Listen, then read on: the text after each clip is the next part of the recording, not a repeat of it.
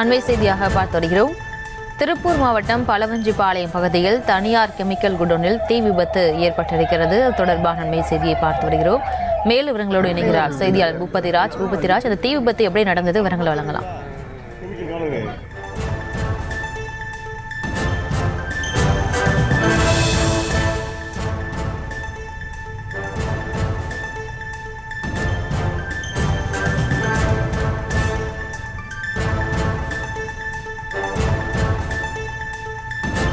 திருப்பூர் மாவட்டம் பலவஞ்சிபாளையம் பகுதியில் தனியார் கெமிக்கல் குடோனில் தீ விபத்து ஏற்பட்டிருக்கிறது. கெமிக்கல் குடோனில் பயங்கர தீ விபத்தானது ஏற்பட்டிருக்கிறது. தொடர்பான காட்சிகளை பார்த்து வருகிறோம். மேலும் விவரங்களோடு இணைகிறார் செய்தியாளர் பூபதிராஜ். பூபதிராஜ், இந்த தீ விபத்து எப்படி நடந்தது, விவரங்களை வழங்கலாம். வணக்கம் பிரியங்கா. திருப்பூர் பலவஞ்சிபாளையம் பகுதியில் இருக்கக்கூடிய தகர சிட்டாலான கெமிக்கல் குடோன் அமைந்துள்ளது.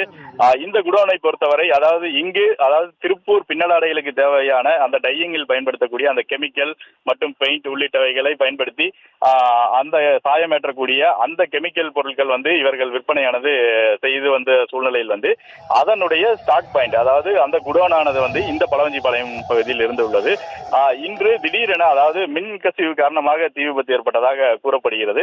இந்த நிலையில் அந்த தீ மளமளவென பரவி அந்த கெமிக்கல், அந்த சல்பர் சால்ட் உள்ளிட்ட அந்த கெமிக்கல் பொருட்களால் அதாவது மளமளவென தீ பரவி அந்த குடோன் முழுவதுமே அந்த தீ பரவ ஆரம்பித்து அந்த முழுமையாக எரிந்து முழுமையாக நாசமானது. அது மட்டும் இல்லாமல் வெளியில் நிறுத்தப்பட்டிருந்த இருசக்கர வாகனங்கள் மற்றும் அருகில் இருக்கக்கூடிய சிறு வீடுகள், அதாவது தொழிலாளர்கள் தங்கி இருக்கக்கூடிய அந்த வீடுகளும் முழுமையாக எரிந்துள்ளது. இச்சம்பவம் தொடர்பாக திருப்பூர் தெற்கு தீயணைப்பு துறையினர் சம்பவ இடத்தில் தற்போது 2 வாகனங்கள், அதாவது 2 தீயணைப்பு வாகனங்கள் மற்றும் தனியார் 4 தண்ணீர் உள்ளிட்டவைகளை பயன்படுத்தி அந்த தீயை அணைக்கும் பணியில் ஈடுபட்டு வருகின்றனர்.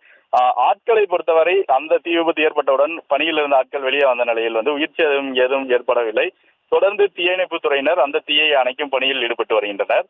திருப்பூர் வீரபாண்டி காவல் நிலைய போலீசார் சம்பவ இடத்தில் அப்பகுதியில் கூட்டமாக இருந்த மக்களை அங்கிருந்து அப்புறப்படுத்தி தொடர்ந்து அந்த பகுதியில் மேலும் கூட்டம் ஏற்படாமல் இருக்கவும் இந்த தீ விபத்து குறித்தும் விசாரணை நடத்தி வருகின்றனர்.